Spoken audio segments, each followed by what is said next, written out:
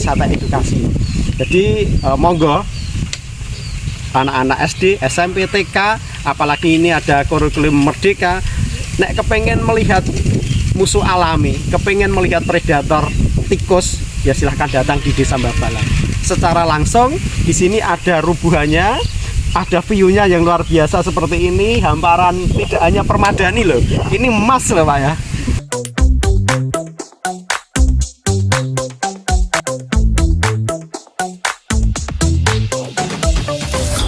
Assalamualaikum warahmatullahi wabarakatuh. Waalaikumsalam warahmatullahi wabarakatuh. Ini kami dari Asosiasi KWT Kecamatan Gabus mau bertanya tentang seputar Tito Alba dan pertanian di Desa Pariwisata pelatihan pertanian Babalan. Nah, kira-kira di desa wisata ini kan terkenal dengan Tito Alba. Nah, itu kita tahunya Tito Alba itu adalah burung hantu ya Pak. Itu apakah memiliki spesifikasi khusus atau bagaimana kira-kira Pak? Ya, gini.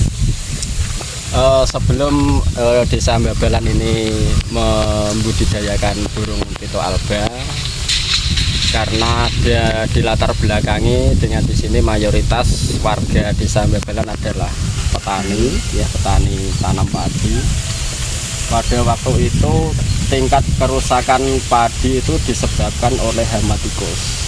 Nah, kami sebagai pengurus Gaputan beserta masyarakat Desa Babalan suatu ketika mendengar informasi bahwa di suatu daerah ada pengendalian hama tikus melalui alam, yaitu dengan membudidayakan burung Tito Alba sebagai predator tikus.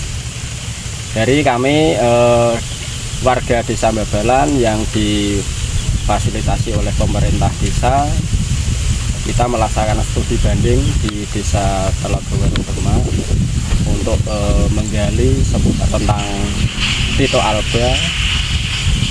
Kenapa Tito Alba itu di desa tersebut dianggap sukses untuk bisa mengendalikan hama tikus.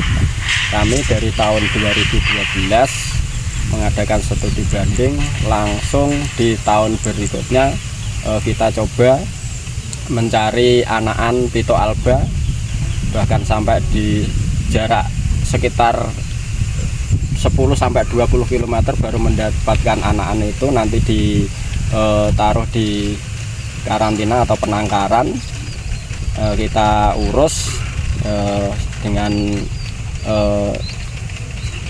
swadaya swakla masyarakat, pokoknya petani itu kompak. Nah, untuk itu 1-2 tahun kemudian populasi Tito Alba tersebut semakin banyak di Desa Babalan. Akhirnya kami dari warga Desa Babalan dan petani pada umumnya membuat rumah-rumah yang supaya ditempati burung hantu.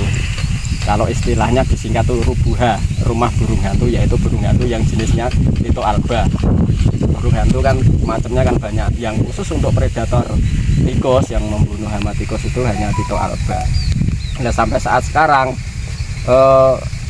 kita merasakan betul efek atau manfaat dari kita melestarikan burung Tito Alba, yaitu sebagai predator tikus. Kita mengurangi atau mengusir hama dengan alam.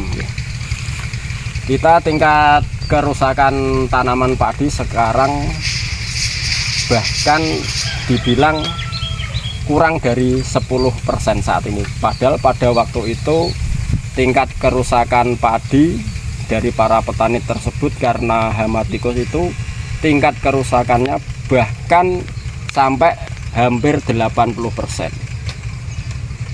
Dengan berjalannya waktu sampai ini yang tahun yang ke-10 sampai saat ini Mbak bisa melihat bahkan tidak ada sama sekali padi yang rusak karena tikus.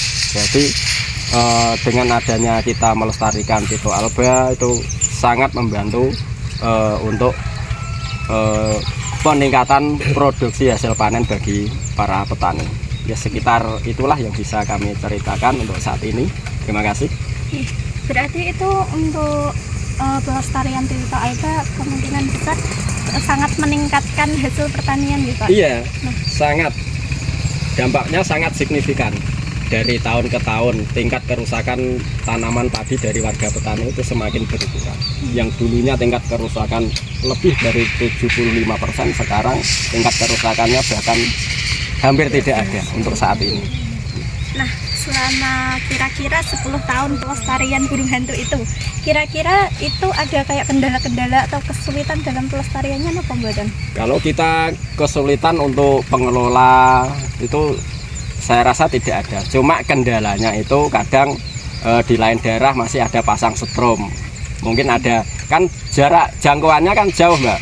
Tito alba sekitar hampir 20 km jarak dia mencari makan. Tidak hanya di Desa Babalan saja dia mencari makannya. Kalau di sini sudah kesulitan mungkin pindah ke daerah lain. Cuma pulangnya ke sini karena rumahnya di sini. Kendalanya yaitu ada yang kena setrum, itu ada yang kena jaring gitu. Tapi kalau di Desa Babalan kan dilarang, memang tidak boleh nyetrum karena kita membudidayakan burung Tito alba tersebut untuk mengendalikan hama tikus. Yang di luar daerah, di luar desa kan masih banyak yang pasang setrum untuk membunuh tikus itu dari petani-petani desa di luar desa. Itu kendalanya itu. Berarti selama budidaya itu tuh pihak petani itu membesarkan dari kecil dari telur gitu Pak, langsung sampai dewasa gitu, atau memperoleh burung hantu dari mana gitu? Awalnya kita itu mencari anakan, terus dipelihara, terus setelah dewasa kan dia kan bertelur berkembang biak, terus sebagian ditaruh di penangkaran di karantina, terus sebagian kan dilepas. Nanti ya sudah di alam liar ini kan banyak ini Mbak. Sudah sangat cepat berkembang biaknya, sangat cepat. Karena apa? Satu pasang itu telurnya sampai 7 Mbak. Bahkan kalau semua itu selamat, rata-rata itu satu rumah sekali menetas itu 6. Tapi kebanyakan ya ada yang mati. Rata-rata di atas 4 setiap musim telur menetas itu rata-rata itu 4 yang selamat. Jadi pertumbuhannya, perkembangannya sangat cepat sekali.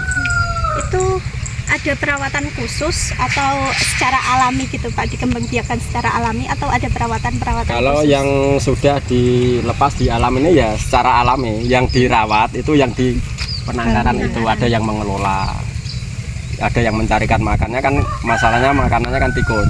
Jadinya yang memelihara, mengurus yang di penangkaran itu ya memang ada honornya ya, gampangnya ono pocokane Mbak, cara kasarnya.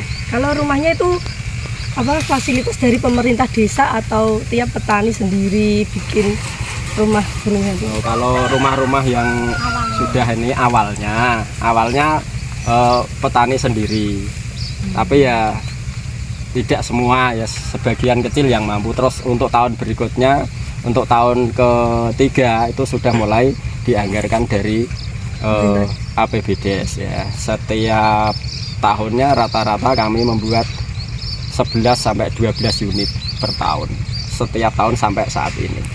Jadi sekitar saat ini ya sudah ratusan lebih yang sudah di sawah-sawah seperti itu. Ada perawatannya untuk rumah hantunya punya? Ya ada, ya ada. Maksudnya kan ada rusak ya seperti roboh dan lain-lain, nanti juga diperbaiki. Setiap tahun, untuk tahun ini kami 12 unit. Seperti itu baru Mbak itu tahun ini. Iya Pak, saya kira cukup sekian wawancara nih kali jenengan. Kita beralih kepada Bapak Slamet selaku PTL Pertanian Desa Babalan. Nah, untuk itu setelah kami mendengar penjelasan dari Bapak Lili, kira-kira bagaimana pendapat Bapak Slamet tentang pertanian menggunakan Tito alba ini Pak? Ini saya nambahi Pak Lili ya. Jadi gini, tikus itu adalah binatang yang cerdik sekali. Tidak hanya cerdik tapi cerdik sekali. Jadi binatang itu termasuk binatang malam, yang di saat malam hari dia itu mencari makanan atau kadang hanya merusak karena dia itu mempunyai gigi yang harus diasah. Sedangkan Tito alba itu juga binatang malam. Kalau siang tidak ada, coba lihat tidak ada. dia itu sembunyi di rubah-rubah itu atau di pohon-pohon. Jadi tikus itu binatang malam, Tito alba juga binatang malam. Artinya sama-sama keluar di malam hari lah. Itulah di saat dia itu ada rantai makanannya di situ. Di saat ini tikus itu musuh alaminya sudah hampir punah ya Pak Lilik ya. Itu musuh alaminya musang. Garangan Pak Lili ya, sama ular itu. Tapi sekarang semua itu sudah hampir punah karena perilaku kita sendiri, perilaku manusia sendiri. Karena mungkin dianggap secara ekonomis payu, jadi ya diburu, ikut diburu. Akhirnya tikus hidup bebas dan bisa merusak menjadi hama itu. Sebenarnya seandainya dia itu seimbang, ya aman, pertanian secara ekosistem aman. Tapi karena tidaknya seimbang, jadi menjadi hama itu tadi. Nah di Desa Babalan itu sangat luar biasa, saya sangat apresiasi sekali. Dia supaya seimbang, musuh alami yono, predator juga ada. Nah itulah muncul namanya Tito alba atau burung hantu itu. Jadi diseimbangkan. Hasilnya seperti ini yang bisa dilihat, liane ora panen, iki ya panen. Dan ini di musim gaduh loh ini Pak Lili ya. Dan harganya luar biasa ini Mbak. Ini harganya luar biasa. Harapan saya ini Tito alba tadi sudah disampaikan mbak-mbaknya ini bahwa Mbak Balan ini menuju desa wisata. Ya, itu wisata edukasi. Jadi monggo anak-anak SD, SMP, TK, apalagi ini ada kurikulum merdeka. Nek kepengen melihat musuh alami, kepengen melihat predator tikus, ya silahkan datang di Desa Babalan. Secara langsung di sini ada rubuhannya, ada view-nya yang luar biasa seperti ini, hamparan tidak hanya permadani loh, ini emas loh Pak ya. Ini emas yang dibentangkan, ini luar biasa. Kita ada rubuh dan ada karantina. Karantina itu bisa melihat secara langsung. Seandainya ke anak-anak kepengen melihat seperti apa sih burung hantu, silakan datang di sini. Gitu Mbak. Oke. Kalau begitu berarti ini penggunaan Tito alba sebagai pengusir hama dalam pertanian itu memiliki dampak pada harga sebelum dan setelah penggunaan Tito alba nih Pak? Oh gini, nek masalah harga, maaf ya, masalah harga karena situasinya memang pas saat ini harga baik-baiknya gitu Pak Lili. Ya nek masalah harga tetap kita samalah. Kita sama mengikuti pasaran harga. Cuma yang disampaikan Pak Lili ini tikus di sini itu bisa terkendali oleh Tito alba itu.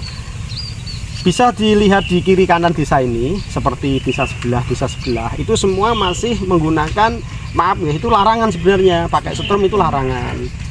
Dan di sini alhamdulillah dengan adanya Tito alba sama sekali tidak ada ya Pak Lili ya, sama sekali tidak ada.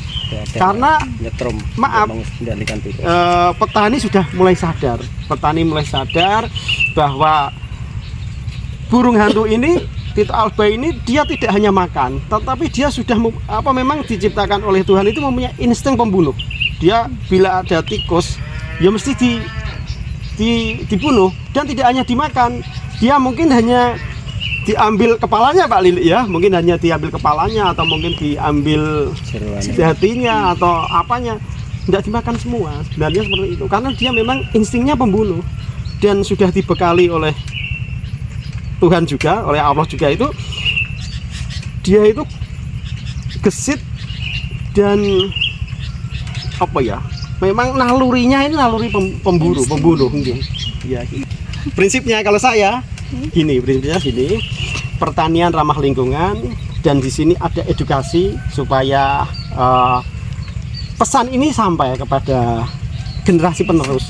Oke, petani sekarang itu maaf ya, pertanian sudah tidak dilirik lagi karena dianggap kotor dan sebagainya, susah dan sebagainya. Tapi saya kepengen anak-anak muda itu melirik kembali. Petani sing anggapane susah, tikus iku angel dikendalikan. Ternyata di sini fan-fan saja. Di sini baik-baik saja. Cuma masang itu. Oh, itu namanya rubuah. Monggo bisa dilihat, itu namanya rubuah, rumah burung hantu. Silahkan pasang itu, dia akan hadir sendiri. Karena secara naluri induknya akan mengusir anak-anaknya. setelah anaknya dewasa dia akan diusir. Nah, diusir itu nek salah tempat, di tempat yang tidak benar, mungkin di wilayah lain yang disampaikan ada yang pasang setrum, itu sia-sia mati Pak Eli.